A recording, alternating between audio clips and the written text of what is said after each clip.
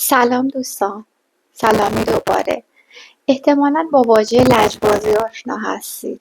از دوران کودکی همراه ما بوده. برای یه سنینی این لجبازی تو دوره‌ای که قرار میگیرن طبیعی هستش.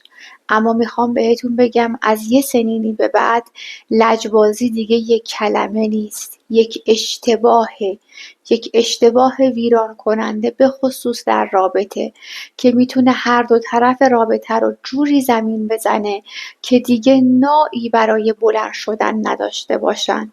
لجبازی میتونه گاهی انقدر قوی باشه که با یادتون بره که اون شخصی رو که عاشقش بودین و اصلا نمیخواستین غمش رو ببینین، ناراحتیش رو ببینین، الان خودتون مسبب ناراحتی و غمش هستید.